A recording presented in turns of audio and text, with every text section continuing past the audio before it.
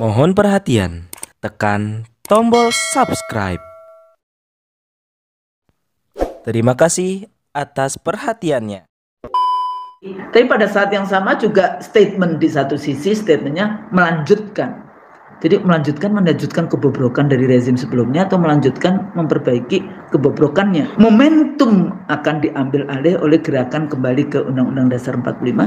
Harga-harga naik. Apa dampaknya? Kemiskinan naik, pengangguran naik. Apa dampaknya? Target mereka menurunkan kemiskinan 9,3% menjadi 7,5% tidak tercapai. Apa dampaknya? Masyarakat di bawah makin susah. Nah, kalau terjadi perpanjangan jabatan, sesungguhnya Joko Widodo sedang menyelamatkan tesa tentang Gibran sebagai common enemy. Bangsa ini, masyarakat ini, pemerintahan ini tidak menghargai intelektualitas.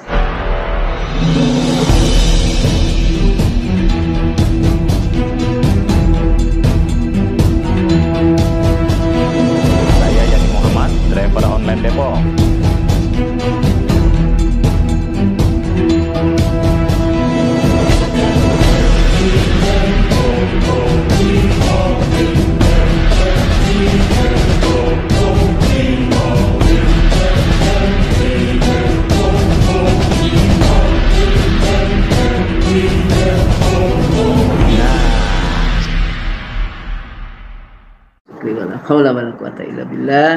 Alhamdulillah, kita melanjutkan setiap kali dialog dua sekolah.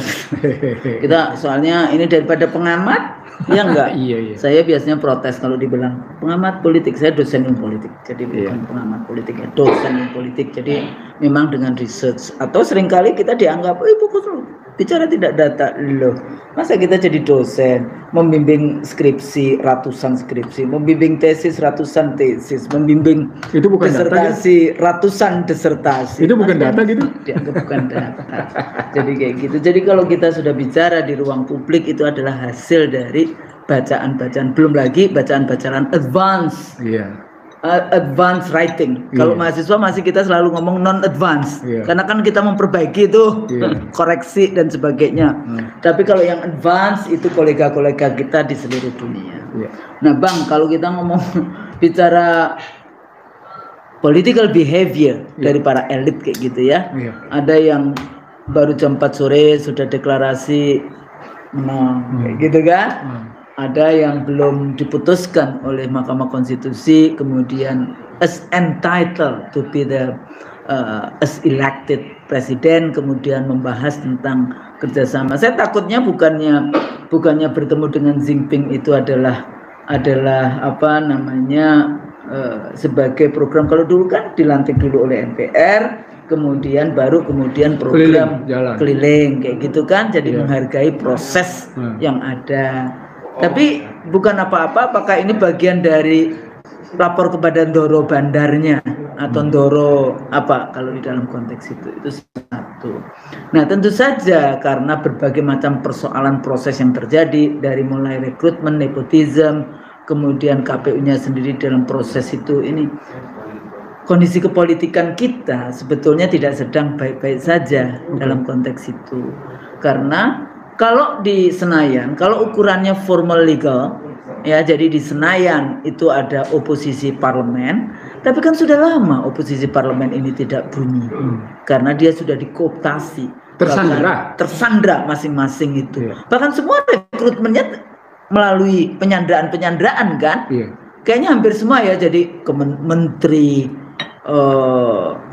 lembaga-lembaga negara, DPR dan sebagainya, ketua-ketua partai yang itu juga menjadi persoalan. Sehingga kalau kita ingat nggak waktu itu bahas tentang bagaimana dengan model the liberal Machiavellian election, pemilu terbuka penuh dengan tipu muslihat, fabricated election, dan terakhir saya bicara tentang an electoral kudeta elektoral, yaitu kudeta sepertinya ada pemilu demokratis melalui populisme, tapi yang sesungguhnya terjadi adalah memenangkan seleksi kandidat tertentu yang kebetulan itu juga anak presiden. Nah, waktu itu kita bahas juga kira-kira gimana kalau sudah dimenangkan oleh MK, dimenangkan oleh KPU, kemudian membentuk second cabinet ataukah bahas tentang tetap power sharing, mereka bagi-bagi kekuasaan, bahkan ada keinginan yang kemarin di kontestan di Pilpres kemudian diajak lagi, karena dulu PS kan juga demikian kayak gitu ya, dia jadi kontestan tapi kemudian jadi menteri. Apakah model yang seperti itu akan dilakukan lagi? Tapi pada saat yang sama juga statement, di satu sisi statementnya melanjutkan, jadi melanjutkan kebobrokan dari rezim sebelumnya atau melanjutkan memperbaiki kebobrokannya. Ini juga menjadi pertanyaan. Kalau kita dulu bahas tentang 65 janji-janji, apakah ada yang dilaksanakan? Sekarang ditambah makan gratis, kemudian FK sampai bentuk fakultas kedokteran sampai 300 fakultas. Sebetulnya sederhana. Kalau kita mau bicara tentang kalau Anda berkuasa, bagaimana dengan pendidikan? Karena itu investasi terbesar dan penting bagi negara. Kesehatan. Nanti kalau Bang Nursi waktu itu bahas tentang bagaimana itu perkembangan dari One Health Policy 2024, itu juga menjadi persoalan bangsa, dan membuka lapangan pekerjaan untuk anak bangsanya sendiri, bukan untuk bangsa lain kayak gitu ya. Kalau kita pembangunan yang dikonekkan dengan obor, ya, akhirnya yang datang TKA dari Cina, itu menjadi persoalan. Ditambah lagi politik luar negeri, pertahanan, keamanan, kedaulatan negara, ya, apalagi pemahaman tentang Palestina juga waktu di debat juga kurang ini ya, menurut saya sih agak kurang ada positioning tertentu. Nah, kalau kita lihat sekarang yang non parliamentary opposition ini kan juga cukup banyak gerakan-gerakannya, dari mulai Prof Din dan kawan-kawan, ada gerakan penegakan kedaulatan rakyat, HRS sendiri juga sekarang sudah bersama-sama dengan Din Samsudin di dalam konteks itu. Teman-teman buruh nanti 1 Mei ini juga menarik kan untuk kita perhatikan apa yang terjadi. Nah, kira-kira sampai nggak nih Bang? Sampai 20 sampai 20 Oktober, dan what next gitu ya, setelah 20 Oktober atau sebelum 20 Oktober ini kan sebenarnya masa-masa krisis gitu. Apakah bisa dipertahankan rezim ini, ataukah akan terjadi pergolakan serius di dalam konteks itu, ataukah momentum akan diambil alih oleh gerakan kembali ke Undang-Undang Dasar 45, ataukah oleh gerakan revolusi, atau balik lagi untuk mengembalikan kehidupan demokrasi? Nah, Bismillahirrahmanirrahim. Saya dalam hitungan 3 bulan terakhir ini ditanya oleh banyak kalangan, Anda bicara about economic outlook katanya. Economic outlook 2024. Anda dalam posisi moderat tidak, tapi lebih cenderung pesimis. Pesimis. Banyak orang mengatakan gini loh, kita adalah orang-orang yang beragama, tidak akan yang namanya kita dalam konteks pesimis. Tapi kita menunjukkan realitas apa yang terjadi sehingga kita bisa punya jalan keluar untuk menyelesaikan itu. Ini analisis. Jadi jangan kemudian Bang Nursi pesimis. Kita kritis sebetulnya. Kajian kritis. Bang, ditambah lagi, apa sih pentingnya economic outlook di dalam konteks kehidupan politik? Oke. Jadi ketika kita bicara berdua tentang economic outlook 2024, kami memang tidak dalam posisi optimis. Kami dalam posisi moderat cenderung pesimis. Itu disebabkan minimal ada 5 penyebab. Kita Laut Cina Selatan tidak pernah. Sekarang ditambah Houthi, Iran, Laut Merah. Jadi Laut Cina Selatan, Laut Merah, ditambah lagi waktu itu Iran kita belum disebut, belum terlibat. Tapi minimal kita ngeliat Inggris sama Jepang sudah terkena resesi. Udah. Sejumlah negara Eropa sudah terkena krisis karena dampak dari Ukraina Rusia. Apa dampaknya? Dampaknya pertumbuhan ekonomi Amerika menurun, pertumbuhan Jepang menurun, pertumbuhan ekonomi Cina menurun, pertumbuhan ekonomi Eropa juga menurun. Yang dalam posisi stagnan cuma satu, Asia. Itu mungkin ingat kali kita bicara di situ, stagnan dia. Bahkan stagnannya juga terancam menurun. Kenapa? Karena harga minyak yang terus bergejolak. Kenapa? Karena kebijakan inflasi tinggi masih tetap terus berjalan dan tingkat suku bunga tinggi masih akan terus berjalan sampai dengan akhir tahun. Poinnya adalah indeks dolar akan terus menguat sehingga akan memukul negara-negara ya memang kondisi perekonomian makronya rapuh gitu. Terkenal Indonesia. Sehingga akhirnya dolar sampai $1 sampai dengan 16.200. 16.000 sudah. 200. Iya, 16.200. Nah, kalau 16.200 seperti biasa juga sudah ditanya sejak beberapa bulan lalu. Saya bilang begini, sebenarnya 16.000 itu ambang batas psikologis. Ingat ya, ambang batas psikologis. Apa ambang batas psikologis itu? Dia akan nampak pada posisi apa yang disebut dengan utang per PDB. Nah, yang menarik, saya baru saja buka laporan statistik utang luar negeri Indonesia yang diterbitkan pada 19 April 2024. Jadi sangat baru. Recent ya? Iya, minggu yang lalu lah. Dan menariknya dalam statistik utang luar negeri yang diterbitkan oleh Kementerian Keuangan dan Bank Indonesia, mereka tidak berani menyatakan perubahan utang luar negeri per PDB. Mereka masih menyatakan utang luar negeri per PDB masih pada angka yang lama, 29%. Padahal dalam hitungan saya sudah sampai 31%. Menarik kan? Yeah. Nah, kenapa angka ini saya munculkan? Angka 2% itu sangat luar biasa. Kadang-kadang kalau the lay person mendengarkan IC kan akan cuma 2%.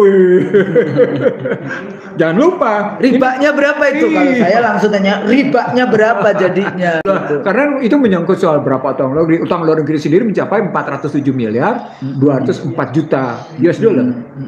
Gitu kan? Lalu kemudian kita lihat PDB-nya yang mencapai 11.000 sekian triliun gitu.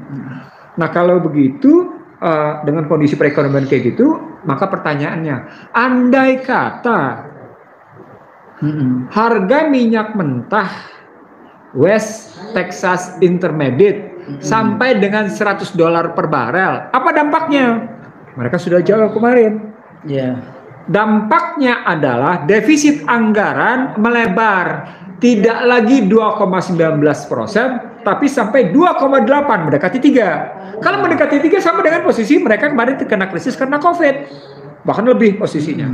Apa poinnya? Makin berat APBN untuk mendongkrak pertumbuhan. Kalau ingin tetap ringan, maka harus ngutang lagi. Walaupun kemarin keseimbangan primer mengalami surplus. Jadi sejak 2012 sampai dengan 2024, baru kemarin keseimbangan primer mengalami surplus. Baru kemarin 2023. Tapi itu juga karena posisinya tarikan pajak yang luar biasa. Sementara juga yang namanya posisi ekspor keluar juga bagus, jadi keseimbangan primer juga bagus, maka surplus dia. Persoalan besarnya menjadi ketika yang namanya harga minyak menyentuh $100 per barel, West Texas Intermediate 100 per barel, maka kebutuhan yang sekitar 1 juta barel per hari, 1 juta barel per hari importnya nol. Kenapa? Karena kilang kita tidak cukup, jadi sekitar 900.000 sampai 1 juta. Saya ngitung sekitar 900.000 kali 1 juta kali deh $100. Berapa sudah? Kalau 900.000 kali 900.000 kali 100 sudah berapa? Udah kena 90 juta kan? Bukan 9 juta tapi 90 juta dolar. Bukan dalam rupiah nih, in dollars. In dollars. US dollar. Jadi kebayang nggak itu satu hari kita membutuhkan jutaan dolar keluar hanya untuk mengimpor minyak? Apa dampaknya? Karena kebutuhan dolar yang tinggi itu dampaknya menjadi inflasi naik. Dalam ilmu ekonomi namanya cost push inflation. Inflasi yang disebabkan dorongan belanja, dorongan biaya. Apa dampaknya? Harga-harga naik. Apa dampaknya? Kemiskinan naik, pengangguran naik. Apa dampaknya? Target mereka menurunkan kemiskinan 9,3% menjadi 7,5% tidak tercapai. Apa dampaknya? Masyarakat di bawah makin susah. Maka asumsi-asumsi kayak gini muncul pertanyaannya. Ini kejadiannya. Nah, ini situasi krisis ekonomi yang kayak gini nih yang akan terancam kayak gini besarnya itu sebelum 20 Oktober atau sesudah 20 Oktober gitu. Kenapa? Karena berkaitan dengan soal pelantikan presiden. Kalau sebelum 20 Oktober, maka Joko Widodo yang tanggulangi karena dia masih presiden. Ya. Tapi setelah 20 Oktober yang tanggulangi adalah anaknya presiden. Bisa nggak? Wallahu a'lam bishawab. Nah, kayaknya Sri Mulyani lagi. Enggak akan diganti. Saya nggak ngelihat. Saya sudah dapat kabar siapa akan menjadi Menteri Perindustrian, kalangan neoliberal mana, apakah isunya? Nggak, tapi kan yang Bang Nursi dulu bahas kan, semua masih dalam kerangka satu ideologi Neoliberal. Jadi Siapapun presidennya, neoliberal sistem. Walaupun neoliberalnya bisa state model kayak komunis Cina atau model kayak Washington. Iya, tapi poinnya atau adalah Beijing, Jinping, atau Washington. Poinnya gini, kalau sudah masuk ke wilayah itu, emang bisa dalam rentang waktu 2 tahunan mengubah sekitar 120-an undang-undang yang sudah neolib kayak gitu. 120-an undang-undang. Ya, untuk bisa ke DPR aja mesti dia harus mengembalikan money politics yang luar biasa. Lakukan kayak gitu. 120. Atau how far they understand, sejauh mana mereka paham bahwa inti roh dari undang-undang yang ada selama ini adalah neoliberal. Mereka udah dihapus dong. Udah Kembali ke Undang-Undang 45. Enggak, maksudnya orang-orang ini pahamkah bahwa produknya dia selama 10 tahun terakhir ini berapa ratus tadi? 120-an. 120-an undang-undang itu adalah implementasi dari neolips materialism yang ada atau model yang seperti itu, rather than sebetulnya Pancasila Undang-Undang Dasar 45. Istilah kita bukan itu semua. Apa? Ultra neoliberal. Ultra lagi ke belakang. Ultra slavery system. Modern slavery ultra system. modern slavery system. Ya, pokoknya kita punya beberapa konsep yang kita sampaikan. Nah, ini kan mengingatkan kepada baik itu eksekutif, presiden dan wakil presidennya, maupun itu yang legislatif, yaitu DPR dan DPD-nya, untuk memahami bahwa apa yang Anda lakukan mengetok-ngetok palu untuk undang-undang itu ternyata bertentangan dengan pembukaan konstitusi Undang-Undang Dasar 45. Jadi jangan bertentangan dengan pasal-pasal konstitusi, tapi harus pada bertentangan dengan pembukaan Undang-Undang Dasar 45. Betul sekali. Nah, jadi ini perlu mendapatkan pemahaman tertentu. Persoalannya mereka baca atau tidak. Iya. Ya. Oh, alam bisawab. Bukan, gampang jawabnya. Orang Indonesia kan narasinya rendah. Literasinya bukan narasi. Literasinya rendah. Nah, jadi dari sana Usdol, ketika kita lihat peta persoalannya begitu, ancaman besarnya kenaikan harga minyak, ancaman besarnya Federal Reserve tidak turunin suku bunga, maka terkenalah rupiah, maka terkenalah cost-push inflation, maka terkenalah belanja-belanja kebengkak, ujungnya adalah tidak akan ada fast stabilitas harga. Apa dulu istilahnya yang price stability, dan jadi, itu harusnya negara yang menjaga kan? Betul, kan itu peran negara ada di situ. Peran negara itu hajat hidup orang banyak, bukan swasta. Itu hajat hidup orang banyak, Jadi yang disebut dengan hajat hidup orang banyak, kata kunci sebenarnya price stability. Price stability terutama pada public goods, terutama pada public services, pada tingkat yang wajar. Nanti harganya stabil tapi pada tingkat yang mahal kan nggak bisa juga. Nggak bisa juga. Nah, sekarang kita terusin semua. Kalau dia terjadi sebelum 20 Oktober, maka Joko Widodo akan mengatasi. Nah, mengatasinya ke persoalan besarnya menjadi akan menimbulkan perpanjangan atau enggak? Dia akan ambil posisi untuk gitu ceritanya. Jadi, stop. Kita stop dulu karena ada azan ya. Bang Nursi, kita lanjutkan lagi. Jadi gimana kalau setelah 20 Oktober, maka kalau sebelum 20 Oktober, sebelum 20 Oktober, rezim yang sekarang pasti akan mengambil tindakan yang mungkin extraordinary. Apa? Darurat sipil. Paling gampang ya. Darurat sipil. Tapi kalau tidak darurat sipil, tapi apakah bisa meyakinkan gerakan-gerakan yang hari ini? Di situ yang saya maksud. Apakah kembali ke pembicaraan awal? Apakah legal tidak legitimate itu memicu kerusuhan politik atau enggak? Punya relasi dengan cerita ekonomi, Husnul. Jelas tadi legal legitimate memantik kerusuhan. Cuma dia tidak punya dua. Dia tidak punya kepemimpinan, gitu kan? Data kepemimpinan tidak ada. Lalu kemudian masih tetap berhadapan dengan aparat penegak hukum yang luar biasa, gitu ya. Nah sekarang kalau modal itu masih tetap kuat, tersimpan rapi, kemudian diimbuhkan dengan kerusuhan, diimbuhkan dengan kisruhan ekonomi, dikisruh dengan krisis ekonomi, maka dia akan terpicu. Ada ignitingnya ada di situ, sparklingnya ada di situ, pemantiknya lit the fire, ya, pemantiknya ada di situ. Nah, ketika kita lihat ada pemantiknya di situ, nah Joko Widodo di situ akan ngambil sikapnya tentu ya perpanjangan jabatan jadinya. Jadi perpanjangan jabatan sendiri atau perpanjangan jabatan anaknya, itu perpanjangan jabatan juga. Kalau saya lihat perpanjangan, walaupun mungkin timnya agak sedikit. Nah, kalau terjadi perpanjangan jabatan, sesungguhnya Joko Widodo sedang menyelamatkan tesa tentang Gibran sebagai common enemy.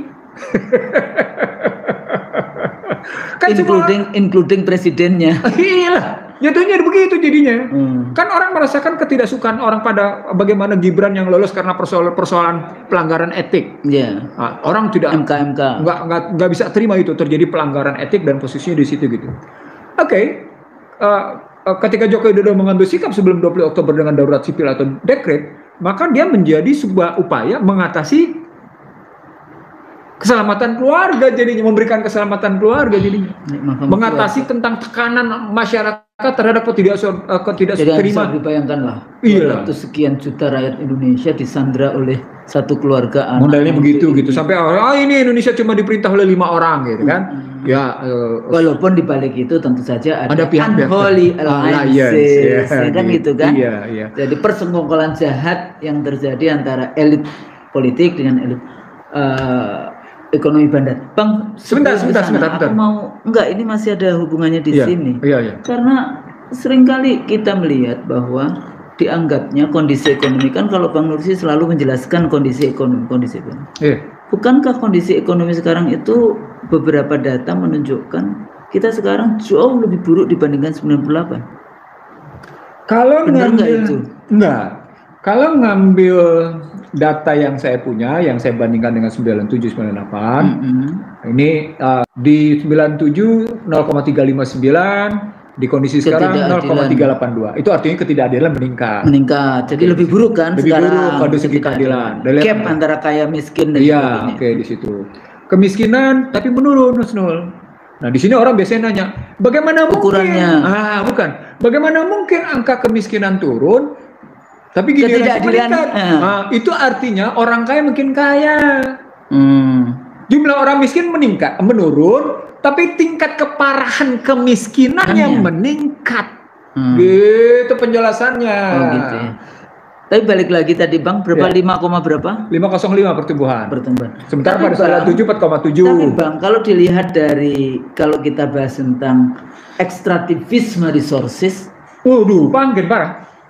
Itu ada nggak data di 98 itu seperti apa? Sekarang kan nikel semuanya, lahan, sawit, minyak, ini semuanya dieksploitasi delong. Itu bisa dilihat di ini Husnul, di neraca berjalan namanya. Apa itu? Neraca berjalan. Itu tadi yang saya bilang neraca berjalannya bagus Husnul, menumbuhkan angka yang bagus positif gitu ya, karena memang ekspornya bagus di situ. Tapi pada saat yang sama ketika neraca berjalan itu bagus, diikuti juga dengan namanya keseimbangan primer yang positif, tetapi nilai tukarnya jatuh. Jadi sebentar. Secara ekonomi ada masalah. Ada masalahnya. Anda bisa melihat neraca perdagangan bagus, surplus. Oke. Tapi nilai tukar jatuh. 16.000 tuh. 16.200. Kalau dilihat dari angka nilai tukar jatuh, memang akhirnya surplus karena dirupiahkan. Nah, sekarang pertanyaan pokoknya, dari posisi surplus muncul pertanyaan, itu surplus punya siapa ya? Punya 9 naga itu. Ya paling tidak 10 istilah saya. 10 naga. Dan plus para elit biru. Enggak, maksud saya kondisi lingkungan, kondisi sumber daya alam yang sekarang itu dikerok, dirampok habis-habisan, itu beda kan dengan 98 dulu. Betul, tetapi itu ada nggak signifikan nggak, maksudnya dari rusaknya lingkungan hari ini ya dia, karena kalau saya lihat pertumbuhan kan lebih banyak tergantung kepada ekstraktivisme resources dibandingkan yang industri-industri manufaktur atau apa. Dia pengaruhnya tidak langsung Husnul. Dia pengaruhnya tidak langsung karena ujungnya nanti jatuhnya di nilai tukar.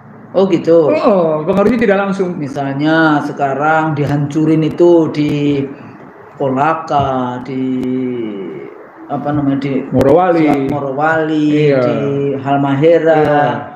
di Papua, Freeport bahkan termasuk di Freeport, IKN, di wilayah-wilayah di iya. Kalimantan, iya. di Freeport termasuk. Iya, iya. di Timika, iya. kemudian Sumatera juga demikian, puluhan apa namanya jutaan hektar iya. disawitkan dan sebagainya kayak gitu loh. Maksudnya dibandingkan dulu di 2098 misalnya, sejauh mana sebetulnya pertumbuhan perusakan sumber daya alam atau lebih parah sekarang. Lebih parah sekarang.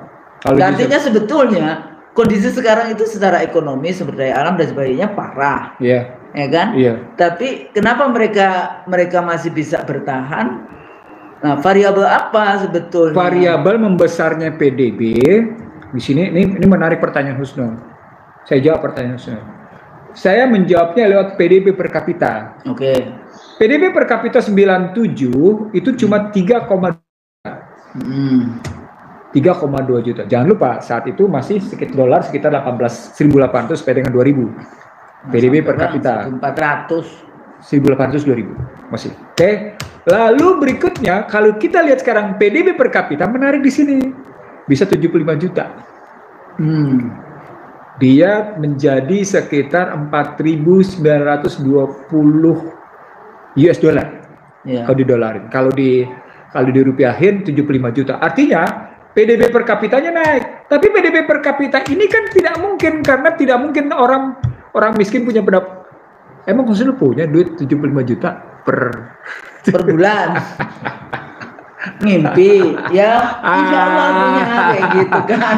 Kalau Allah udah kasih dari pintu yang tidak disangka-sangka, iya. Kan enggak, tapi kan ini kan pertanyaan ilmu. Ya, tapi kalau bicara tentang gaji seorang doktor kayak gitu ya, dosen di universitas, apa sih? Gitu. Emang negara memperhatikan gajinya. Tadi kita bilang sudah pertumbuhan ekonominya lebih bagus, PDB per kapitanya lebih bagus, tingkat penganggurannya lebih naik, kemiskinannya turun, tapi tadi gini rasionya naik, indeks pembangunan manusianya naik, inflasinya tetap di sini menarik nih, inflasinya menurun, tapi di sini SBI rate-nya memang menurun juga. Jadi kelihatan dari aspek moneter sedikit terkendali, tapi aspek fiskal tidak terkendali. Nah, gambaran ini ditujukan juga lewat transaksi berjalan yang tadi saya bilang current account. Current account sekarang mengalami surplus, ini menarik terus nul. Kuartal 1 2024 kita mengalami surplus 7,31 miliar US dollar Husnul. Ini yang membuat tadi keseimbangan primer juga jadi bagus. Nah, utang luar negeri per PDB-nya tadi 31%, walaupun data statistik yang dimunculkan oleh Kementerian Keuangan, BI hanya 29%. Tapi cadangan devisanya di sini menarik nih. Menurun dia. Memang menaik tapi menurun. Menaik dari segi perbandingan 97-98 karena devisa 97 cuma 17,4 miliar dolar. Devisa di sini sudah 140 miliar dolar. Tapi kalau dibandingin beberapa bulan sebelumnya, Desember 2023, cadangan devisa itu 146 miliar dolar. Hanya hitungan 3 bulan. Januari, Februari, Maret, begitu April langsung ambruk menjadi 146 miliar hilang. Gitu. Nah, itu kejadian. Dari aspek perbankan juga bagus Husnul. Jadi kredit terkendali, capital adequacy tinggi, DPK-nya bagus, NPL-nya rendah, return on investment-nya bagus, SBN milik asingnya menurun, gitu. ISG-nya memang jelek, tapi dari segi persaingan suku bunga tidak sehat. Jadi persaingan bunga obligasi dengan BI rate, persaingan obligasi dengan perbandingan nilai tukar, persaingan obligasi dengan yang namanya indeks harga saham gabungan, dengan yang namanya obligasi korporasi, dengan yang namanya bagaimana nota-nota dalam perjanjian utang gitu.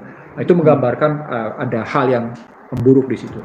Artinya dari aspek ini krisis akan terjadi baik sebelum maupun sesudah, hanya mungkin terjadi jika ekonomi sungguh-sungguh memburuk. Selama ekonomi bisa bertahan, apalagi kemarin mereka merancang untuk menjalankan bansos lebih lanjut dan menargetkan angka kemiskinan turun dari 9,3 menjadi 7,5, maka tidak terjadi krisis Husnul. Kenapa? Ini mendasar Husnul. 97-98 siapa yang krisis? Menengah atas. Sekarang siapa yang krisis? Menengah bawah. Menengah bawah. Ini contohnya. Gitu. Contohnya tadi ada yang kirim ke saya, sumbernya OJK. 8 kelompok masyarakat yang terjerat pinjol, guru 42%, korban PHK 21%, ibu rumah tangga 18%, karyawan 9%, pedagang 4%, pelajar 3%, tukang cukur rambut, ada yang kena pinjol juga 2%, ojek online 1%. Anda bayangkan guru yang sekarang ada sertifikasi, yang sekarang ada yang kalau tadi ya dikatakan kayak gitu, tapi mereka yang terjerat pada pinjol. Ada 3 problem di situ. Ini OJK ya sumbernya. Ya, ada 3 problem di situ. Problem pertama kredit gap namanya. Artinya lembaga-lembaga keuangan tidak sepenuhnya mampu memenuhi kebutuhan pembiayaan pendanaan bagi masyarakat. Satu. Yang kedua, problem keduanya, kemampuan masyarakat, daya beli masyarakat makin menurun. Ketiga, tidak ada sumber pendapatan lain bagi masyarakat untuk memperbaiki tingkat pendapatan. Di saat yang sama, harga-harga meningkat. Gitu. Akhirnya pinjol. Karena very easy, only just rekening plus KTP. Iya. Nah, tapi guru kan, bapak saya guru, saudara-saudara saya guru, saya sendiri guru. Sedih gitu loh. Artinya kalau sampai akhirnya Husnul merasa sedih dengan posisi keguruan itu, menunjukkan bangsa ini, masyarakat ini, pemerintahan ini tidak menghargai intelektualitas. Yang dihargai adalah kekayaan dan jabatan. Kayak gitu. Urus itu guru. Padahal pada saat yang sama, ingat di kita kan juga aktivis-aktivis 98, jadi jangan diklaim bahwa, kan ada yang selalu klaim bahwa dia sendiri yang aktivis 98. Atau 98, salah satunya kan kita perjuangannya kan APBN untuk pendidikan kan sampai 20%. Lah kok sekarang gurunya yang terjerat padahal guru kan paling tidak dia literate dengan itu. Itu bukan lagi misallocation, tapi disallocation statusnya kalau sampai kayak gitu. Karena perintah konstitusi memang 20%. Iya. Tapi kan dialokasikan 20% ternyata untuk apa itu? Di situ ada ada kesalahan alokasi di situ. Kenapa salah alokasi? Tadi istilah Husnul, proyek. Atau pada saat yang sama juga gempuran materialisme. Iyalah pasti. Udah pasti gitu. Kan itu kan di satu sisi gempuran materialisme, di sisi lain kemudian yaitu tadi yang bagaimana negara hadir atau tidak hadir di dalam konteks menyelesaikan masalah kemiskinan ini atau menyelesaikan masalah-masalah kesejahteraan rakyatnya gitu kan. Oke, sekarang skenario kedua. Kalau itu kejadian setelah 20 Oktober gimana? Rezim baru yang tidak baru. Karena kan ditambah lagi dengan beban kesehatan. Kan urusan rezim ini kan saling sandra kan. Iya. Menyandra dengan naruh anaknya di situ, menyandra dengan bahwa tenang saja, saya sudah ada di sini, kemenangan sudah dipegang, siapa yang bisa. Dulu kan dia sempat kan mengatakan bahwa siapa yang bisa mengalahkan saya, udah hebat kayak gitu ya. Dan seperti itu. Kalau kalian bisa mengalahkan saya, kalian hebat kayak gitu. Nah, jadi artinya kalau kejadiannya setelah pemilu, setelah 20 Oktober berhadapan sekaligus dengan beban kesehatan, suka tidak suka, setuju tidak setuju, MPR harus berperan. Balik lagi ya. Tunggu sebentar. Boleh nggak MPR memilih presiden, wakil presiden? Kan mau tidak mau kalau ada problem naik si wapres, boleh nggak si MPR memilih? Nggak boleh. Jadi ya udah wapresnya sendirian. Karena MPR-nya tidak boleh menerbitkan. Jadi di dalam konteks konstitusi kalau presidennya berhalangan tetap, MPR-nya harus memperbaiki dulu konstitusinya.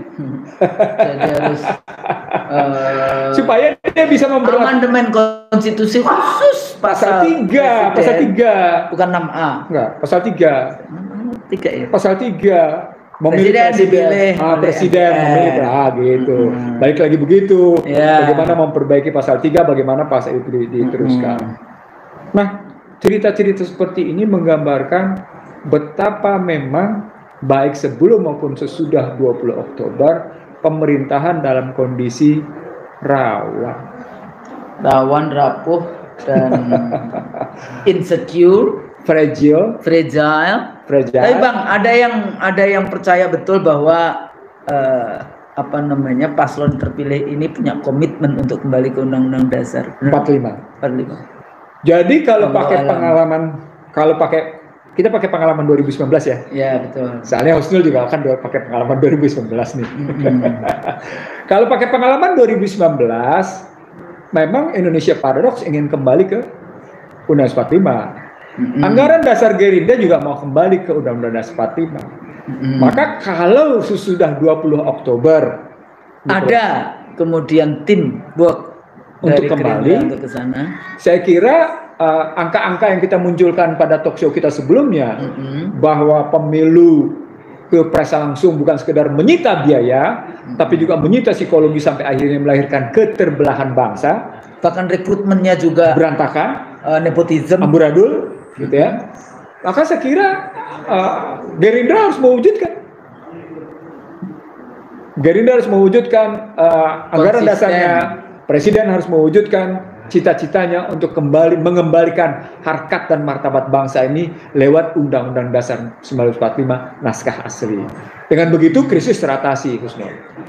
Oke. Itu kalau saya lihatnya, kalau pertanyaan justru begitu. Maka sekarang antisipasinya adalah, kalau saya melihat antisipasi untuk bisa sampai seperti itu, harus ada model yang bisa dibangun tentang bagaimana relasi ekonomi politik dan politik ekonomi sehingga memunculkan rasa keadilan.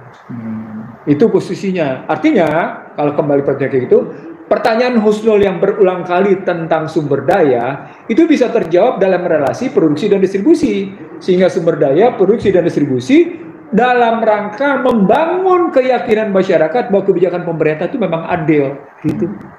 Tapi pada saat yang sama kan kita melihat di dalam teks yang disebar, tapi pada saat yang sama policy tentang food estate sebagai satu contoh kecil, apa yang terjadi? Itu case yang bisa diatasi, Husnul. Pertahanan keamanan. Kalau soal pertahanan keamanan, pada soal food estate itu juga bisa diatasi. Yang saya masalahkan justru persoalan pertahanan keamanan pada perspektif IKN. Pertahanan keamanan IKN. Sudah sejak lama saya menyatakan tadi fragile and vulnerable, gitu loh posisinya. Ya. Contoh Alki antara Kalimantan dan Alki 2 ya di situ. Di situ. Itu sebetulnya itu banyak sekali kapal-kapal bebas dari Amerika yang perusak kapal selam yang lewat di situ. Jadi sangat dekat sekali dengan IKN. Iya, itu selain dalam rute dengan Laut Cina Selatan. Iya.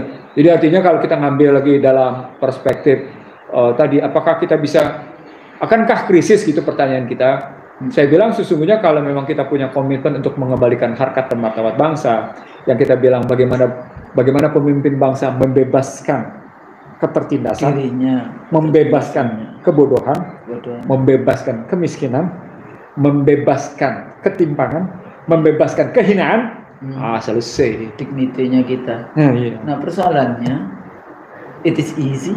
Apakah itu gampang di dalam konteks itu?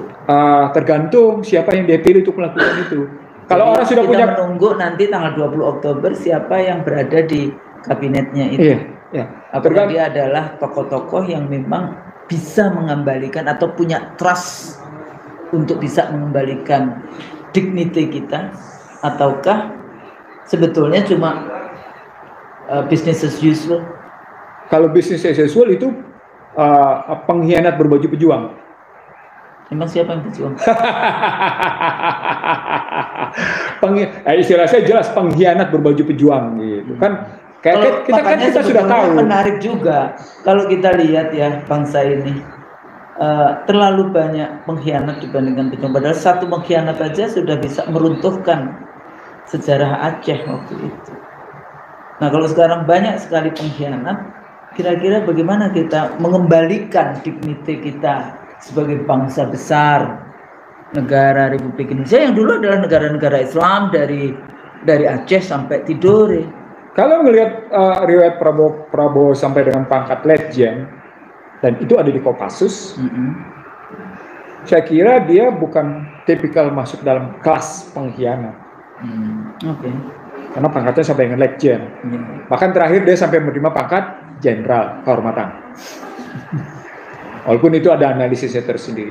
Tapi minimal kalau kita lihat riwayat pribadinya, dalam konstruksi dia sebagai Letnan Jenderal dan berada di Komandan Pasukan Sandi Yuda,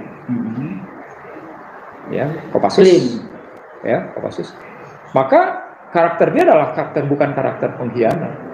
Persoalan pokoknya apakah memang dia ingin mewujudkan kata-katanya atau tidak. Nah, di sini perwujudan kata-katanya atau tidak itu urusan istiqomah konsisten dengan statementnya. Nah, di sini saya balik lagi ke dalam persoalan apa yang saya sebut sebagai inner capacity. Inner capacity. Modal dirinya. Belum sampai pada posisi yang disebut dengan social capacity. Social capital. Inner capacity, social capital. Ya. Modal kapital. Iya. Jadi inner capital, social capital, financial capital. Financial capital. Muncul dia jadi satu yang kalau pakai leadership. Saya kira kalau leadership dia sudah bisa membuktikan sebelumnya. Ya, ada Gerindra, ada ini. Dia sudah bisa membuktikan sebelumnya. Tapi kalau kajiannya menjadi begini, akankah krisis ini terjawab atau tidak terjawab? Terpulang pada ini, bagaimana inner capacity-nya, bagaimana social capacity and social capital yang menyangkut political capacity dan political capital-nya, lalu bicara juga modal finansial dan bagaimana ngebangun jejaring, karena ketika kita mulai dengan inner capital atau inner capacity berhubungan dengan social capital, dia tidak bicara tidak hanya tentang nilai, tapi sekaligus bicara tentang jejaring dan data. Menarik kan? Jejaring dan data yang berhubungan dengan kelas kepemimpinan yang Husnul bilang tadi, yang selalu kita bilang. Jadi jawabannya adalah sebagai penutup dari dialog kita, apakah akan krisis atau tidak krisis tergantung pada seberapa dahsyatnya Prabowo Subianto berhasil mengembalikan modal sosial bangsa ini yang terdiri atas 5. 1. Nilai. 2. Komitmen. 3. Trust, jujur. 4. Jejaring sosial, jejaring politik, jejaring bisnis, jejaring ekonomi. Yang terakhir, kepemimpinan. Baru di sebelahnya berhubungan dengan modal finansial. Yang di bawahnya adalah soal big data. Ketemu di situ. Kalau ini bisa dijalin sedemikian rupa antara modal sosial dengan modal finansial, dan bagaimana menjahitnya dengan baik dan posisi sinergi, equilibrium dan koordinatif gitu ya, maka saya kira bangsa ini berhasil mengatasi tekanan-tekanan tertentu. Apalagi kita tahu di 2024 ini akan ada pandemi yang lebih menakutkan daripada tadi sebelumnya. Yang kita bahas tentang One Health Policy, yang jadi, sudah diteriak-teriakan, dikasih warning, early warning oleh mereka yang berkepentingan. Bahkan oleh John Hopkins. Ya, saya baru saja ngasih lihat ke seorang tokoh tadi pagi bagaimana John Hopkins sudah menebar virus ketakutan, fear industrial sudah disebar oleh John Hopkins University bahwa pada 2024 akan ada virus yang lebih mematikan, lebih menakutkan. Jadi buat saya apa namanya bang? Kalau pakai John Hopkins pakainya Disease X. Kalau pakai berita Wall Street Journal kemarin disebutnya sebagai nyamuk dengue telah menyebar ke seluruh dunia. Banyak sekali dibahas oleh Ibu Dr. Siti Fadila termasuk saya dan dan Bang Nursi. Iya, jadi artinya bagaimana relasi nyamuk Wolbachia dengan nyamuk dengue itu telah melahirkan satu rekayasa genetika baru pada nyamuk, sehingga tidak sungguh-sungguh nampaknya pada awal DBD, tapi ternyata DBD-nya lebih beberapa sudah ada kasus kan di Jakarta ya. Kayaknya sampai di beberapa kota besar sekarang, bukan hanya Jakarta, dan lebih menakutkan. Kenapa menakutkan? Karena kalau tidak teridentifikasi sejak awal, dia segera menyerang sejumlah organ vital di dalam tubuh. Saya kira gitu, Husnul. Iya, jadi kata kuncinya bagaimana mengoptimalkan modal, mengembalikan modal sosial, lalu kemudian mengoptimalkannya dalam rangka terbentuknya modal finansial. Maka terjawabnya adalah ekonomi politik konstitusi. Jawabannya adalah bagaimana menegakkan ekonomi politik konstitusi. Dan tentu saja leadership, karena kita Muslim, ya balik lagi kepada ajaran Rasulullah, ya, amanah sidik tabligh fatonah, balik lagi ke sana. Jadi meningkatkan ketakwaan, meningkatkan keimanan itu juga bagian penting dari leaders. Apakah dia takut kepada Xi Jinping dan para bonekanya, atau takut kepada Biden dan para bonekanya, atau dia takut pada Allah dan Rasulnya? Kalau saya pakai pengalaman November 2023 di Singapura, sorry to say, saya harus bilang, musuh Anda lah bukan musuh kami. Musuh kami adalah bukan musuh Anda. Itu Prabowo Subianto. Artinya Prabowo tetap ingin tegak di tengah-tengah kedua kekuatan besar. Jadi itu pertemuan Indo-Pasifik Forum di Singapura. Bagaimana Lloyd Austin bertarung dengan jenderal-jenderal Cina. Lalu Prabowo pidato di situ, musuh Anda adalah bukan musuh kami. Musuh kami belum tentu musuh Anda. Itu kata Prabowo.